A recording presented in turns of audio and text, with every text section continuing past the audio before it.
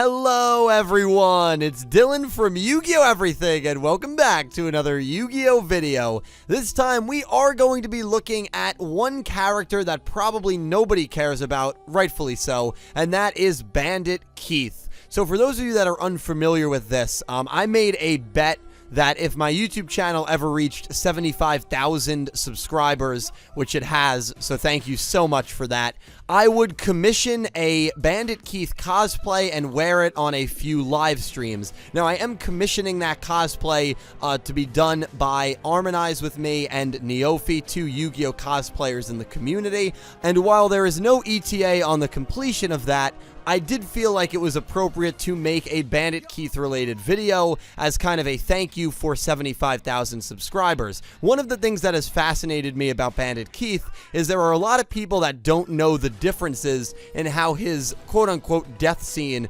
plays out in the anime dubbed, the anime subbed, and in the manga. There's pretty much three different ways that his death scene plays out. The sub and the dub are pretty similar, but the manga is much different, and so I decided to make a video dedicated to the brutal death of Bandit Keith. Without further ado, let's begin. I hope you guys learned something new, and I hope you enjoy. So Bandit Keith, otherwise known as Keith Howard, is the American scumbag in the Yu-Gi-Oh story.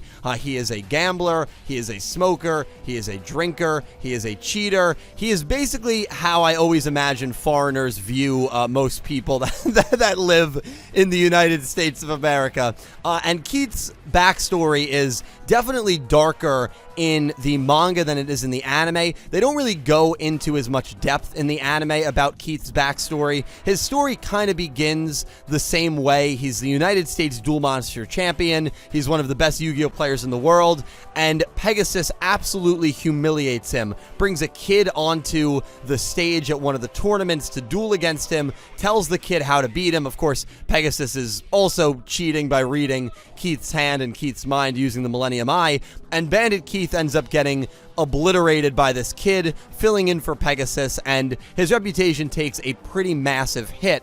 In the manga, he becomes very immersed in alcohol, drugs, gambling, and playing Russian roulette, which that is definitely important for later on in the main crux of this video. In the anime, we don't really see it as much. The first time we see Bandit Keith introduced, it's at the Duelist Kingdom tournament. And when he goes to the Duelist Kingdom tournament, he ends up forming this rogue, weird team with Bones and a couple of other sketchy human beings. And through cheating and using those three participants to help him, he ends up qualifying as one of the 4 semifinalists alongside Jinochi, Yugi, and Maye. We have to keep in mind Keith's motivation for doing this, right? He's in this tournament after he was humiliated by Pegasus not too long ago to, number one, kind of rebuild up his reputation, but number two, and probably the most important motivator, was to win the prize money. And so when he ends up going up against Jinochi in the first round of the semis, I think anyone with a heart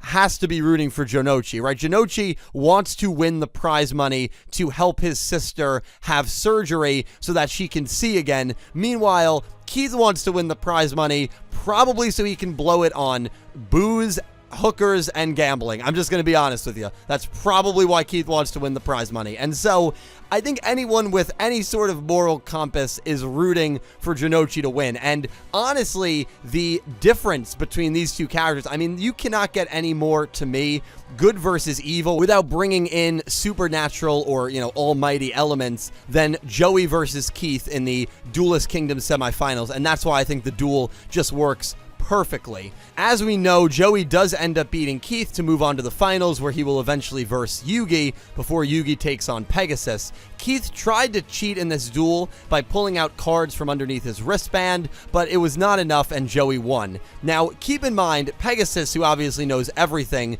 is very aware that Bandit Keith is cheating, but just kind of wants to see how it plays out. And so Bandit Keith, after he loses, goes up to Pegasus, refusing to leave, and ends up doing this. Now, it depends what version you're watching, and this is where the 3 story arcs, whether it's dub or sub or the manga, all completely split from each other. Now, the dub and the sub is very similar. The only real difference you're going to see is the legitimacy of the threat that Bandit Keith has to Pegasus. If you're watching the English dub, Bandit Keith is just literally pointing his fingers at Pegasus's head. In the original version, of course, it's a gun. I don't think it takes a genius to know that he's probably supposed to be holding up a gun in the dub, but when you're watching this show when you're 6, 7 years old in the early 2000s, it's definitely something that you might not think twice about. So that's the big difference between dub and sub, just the actual danger that Pegasus is in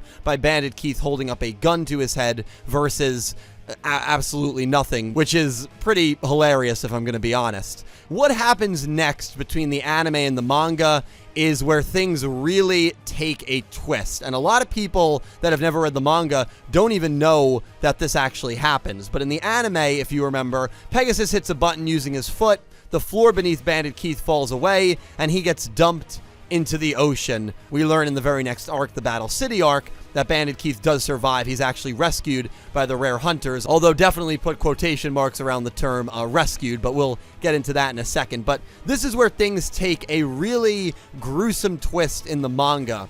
Rather than dumping Keith out of the castle, Pegasus decides to inflict a penalty game called Hand and Gun on Keith, which is very, very, very symbolic of Bandit Keith and what's happening in this scene. Bandit Keith is holding a gun to Pegasus's head, and Pegasus reverses the tables by forcing Keith to hold a gun to his own head, and the gun actually acts like a game of Russian roulette, which is what Keith became enamored with after he lost to Pegasus back in America. Pegasus even called Keith the worst criminal scum after losing to him in America. And so Bandit Keith plays this penalty game, and he ends up shooting himself in the head, and that is the end of Bandit Keith. So if you were always wondering the differences between the anime and the manga from a massive canon perspective, this is the first big indicator that there is absolutely a different timeline, whether you're referring to the anime or the manga.